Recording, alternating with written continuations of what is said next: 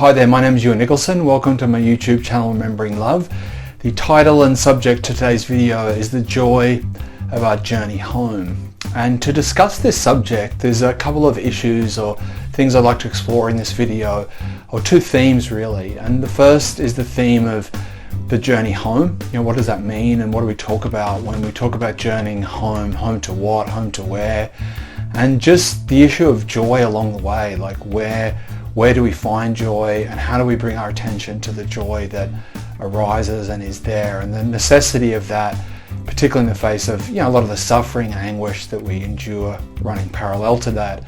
So to begin with, when we talk about healing childhood trauma as a journey, I think it's a kind of an analogy or a metaphor that a lot of people understand, in the sense that life as a journey, or situations as journeys and processes, is something we can all relate to. We start off in one destination, we head towards another, and we have all the various bits of things in between that constitutes our journey.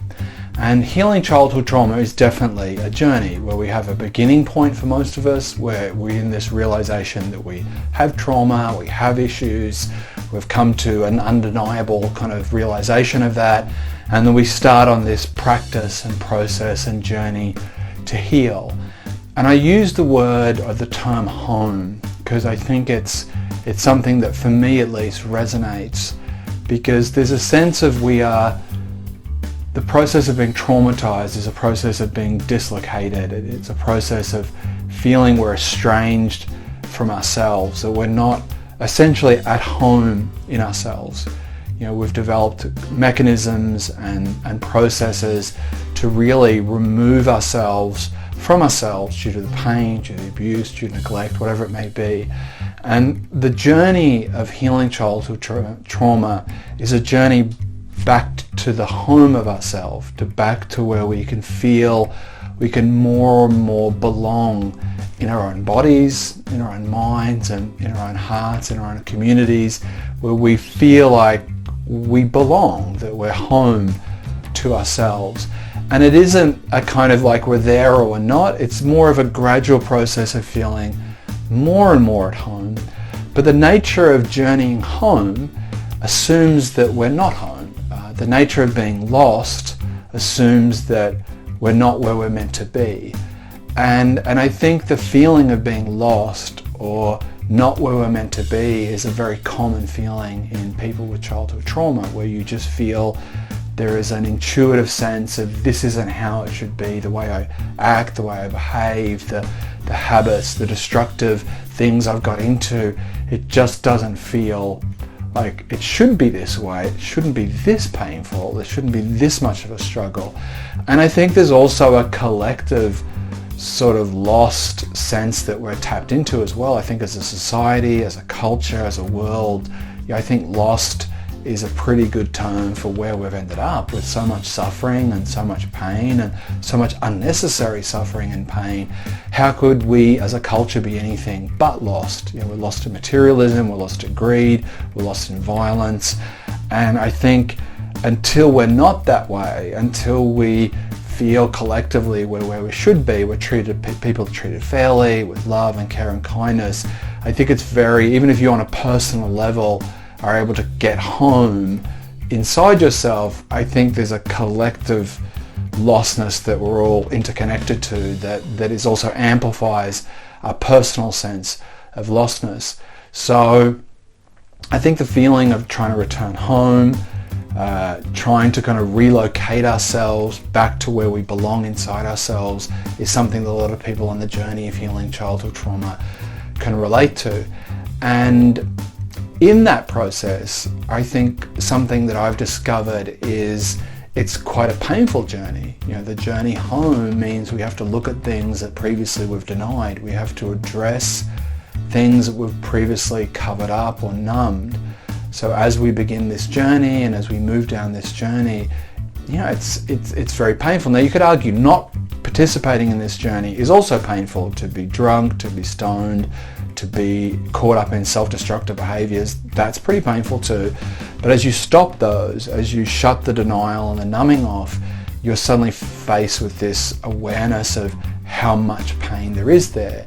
And as we journey in this process, we come face to face with the degree and severity and gravity of that pain, and it can be tough. It can be really hard. And my journey of childhood trauma, I don't regret any of the steps I've taken. It's been a fulfilling and rewarding journey, but it definitely has been painful. It's definitely not been something I would wish upon anyone, or I think it's been a great time. It's just had its really tough moments.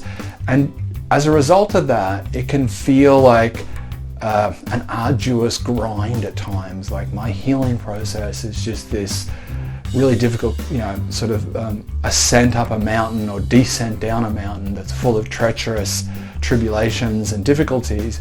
And yeah, there is a lot of that, but it's easy to forget as a result of that how much joy there is along the way, and the pockets of joy and the moments of joy.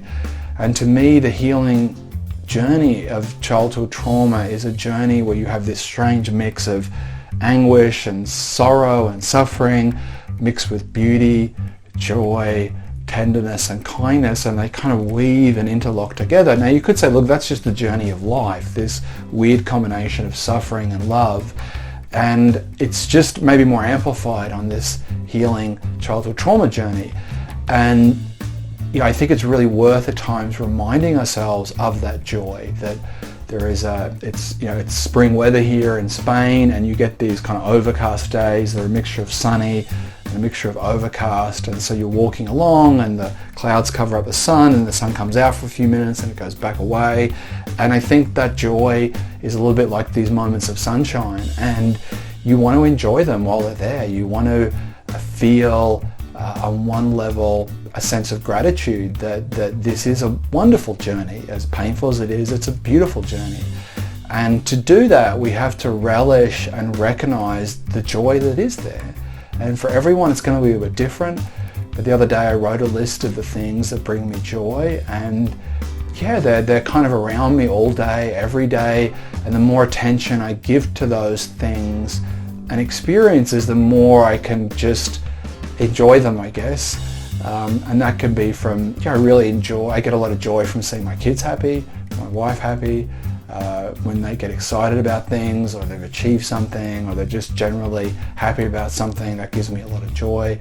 I find a lot of joy in nature. I really enjoy being outside and connected to nature. I really relish those moments. If I see a puppy on the road, I get a lot of joy. It's kind of corny, but if I see a little puppy, they're so cute, so adorable. It gives a burst of joy just seeing their little cute little faces. And generally with most kind of dogs I see around, other than the occasional super ugly one or aggressive one.